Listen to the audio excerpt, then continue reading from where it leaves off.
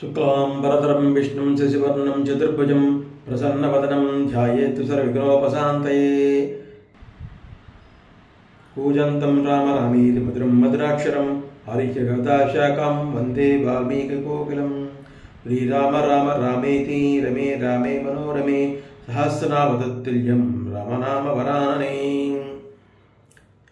రామాయణం అయోధ్యాకాండం 9వ భాగం.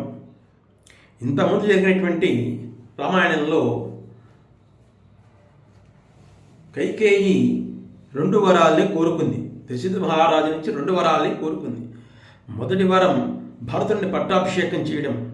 2వ వరం రాముడు 14 సంవత్సరాలు కూడా వనవాసానికి వెళ్ళడం. ఈ 2 వరాలు కోరుకోకనే దశరథ మహారాజుకి అమితమైనటువంటి దుఃఖం వచ్చేసింది ఆయనకి. తతశ్రుత్వా మహారాజః కైకేయ్యా దారుణం వచః చింతాం అభిసమాపేదే ముహూర్తం ప్రదతాపచ. మహారాజు ఎప్పుడైతే ఈ కైకేయి కఠోర వాక్యాలు ఎప్పుడైతే పలికిందో ఆ వచనాల వెంటనే అతను చాలా మిక్కిలి బాధన పొందడం జరిగిందనమాట. అటువంటి బాధను తట్టుకోలేకపోయాడు. మరి ఆ మాటల కోరికకి, ఈ మాటల బాధకి వెంటనే స్పృహ కోల్పోయాడు. స్పృహ కోల్పోయిన తర్వాత కొంతసేపటికి మళ్ళీ దశరథ మహారాజు మళ్ళా ఆయనకి స్పృహ వచ్చింది, మళ్ళీ కొంచెం తెలివి వచ్చింది. మళ్ళా ఎక్కడున్నాడో చూసి ఉన్నాడు ఒకసారి, ఇంత దుఃఖసాగరంలో ఉన్నానా అని చెప్పి మళ్ళీ కొంతసేపటి పోయిన తర్వాత మళ్ళీ అయినా స్పృహ కోల్పోవడం జరిగింది, మూర్ఛుడైపోయాడు మళ్ళీను. అయితే రాముడు నీకు చేసినటువంటి అపకారం ఏంటి అని కైకేయిని నిలదీసి అడిగాడు. రాముడు నీకు చేసిన అపకారం ఏంటి, నీకు చేసిన దోషం ఏంటి, ఎందుకు ఇలాంటి కోరిక నువ్వు కోరుకున్నావు అని చెప్పి ఆయన అడగడం జరిగింది. భరతుని యువరాజు పట్టాభిషిక్తం చేయము అనే నీ మొదటి కోరిక నాకు సమ్మతమే, అంతవరకు బాగానే ఉంది. నీ మొదటి కోరిక బాగానే ఉంది, రాముడు పట్టాభిషేకం చేయడం అనేది బాగానే ఉంది. కానీ 2వ కోరిక ఏమిటి, రాముడు అరణ్యానికి ఎందుకు వెళ్ళాలి అని చెప్పి 2వ కోరిక ఏమిటి, ఇది చాలా బాధను కలిగిస్తోంది అనే విషయాన్ని ఆయన చెప్పడం జరిగింది.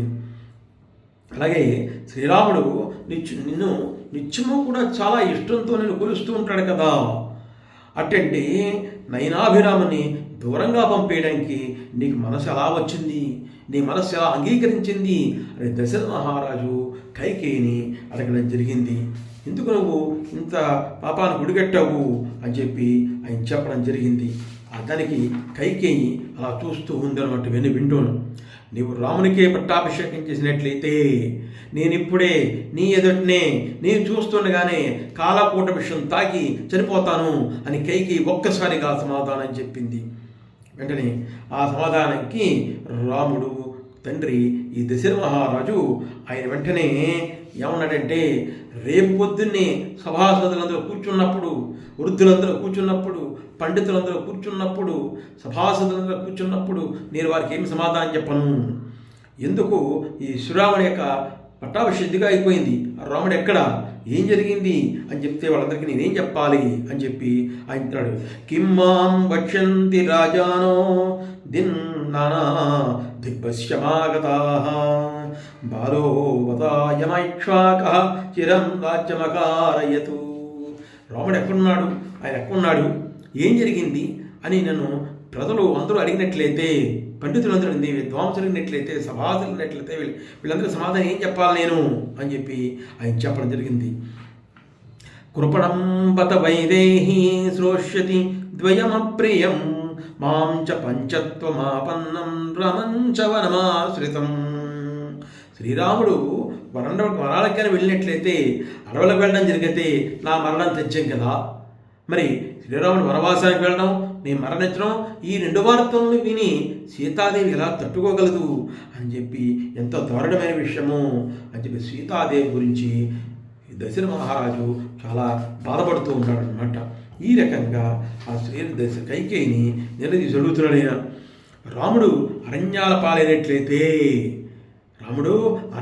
పాలైనట్లయితే నా బంధులో ప్రాణాలు ఉండవు. మరి ఇటువంటి దుస్తులను తట్టుకుని కౌశల్యం ఏం చేస్తుంది, కన్ను మూస్తుంది. రాముని బట్టి నేను కన్ను మూస్తాను, నన్ను బట్టి కౌశల్యాదేవి కన్ను మూస్తుంది మరి రాముడు దూరం అయ్యాడని చెప్పి లక్ష్మణ శత్రుఘ్నులు కూడా కన్ను మూస్తారు, మృత్యులోకాన్ని చేరిపోవడానికి వాళ్ళు కూడా సిద్ధమైపోతారు. మరి ఇంతమంది లేనప్పుడు సుమిత్రాదేవి నేను ఎందుకని చెప్పి ఆ కూడా మృత్యువాదపడడానికి సిద్ధపడుతుంది. ఇంతమంది మరణానికి నువ్వు కారణమవుతావా, నువ్వు నీ కొడుకు ఇద్దరు ఉంటారా అని చెప్పి దశరథ మహారాజు ఎక్కడికెక్కడ ఆయన నందీష్ అడుగుతున్నాడు. అప్పుడు అలా అడుగుతున్నప్పుడు ఏం జరిగింది, ఇంకా ఏం జరిగిందంటే అక్కడ ఇంకేం చెప్తాడంటే, ఏమాత్రము గౌరవం లేనటువంటి ఈ విధంగా ఎందుకు ప్రవర్తించవు, ఈలో ఇటువంటి దురాగతమైన ఆలోచనలన్నీ కూడా నీకు ఎందుకు పుట్టాయి, ఎవరు అందరితోనూ కూడా ఎప్పుడూ కూడా మంచిగానే ఉండవు కదా. దశరథ మహారాజు భార్య మీద కామంతో, దశరథ మహారాజు కైకేయి అంటే చాలా ఇష్టం, దశరథ మహారాజుకి కైకేయి అంటే చాలా ఇష్టం, ముగ్గురు భార్యలో కూడా.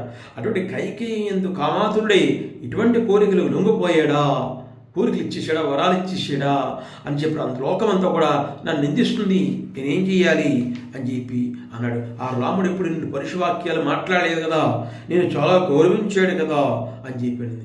అయితే అక్కడ అక్కడికి కైకేయి యొక్క పాదాలవి పడ్డానికి సిద్ధపడ్డాడు దశరథ మహారాజు చక్రవర్తి.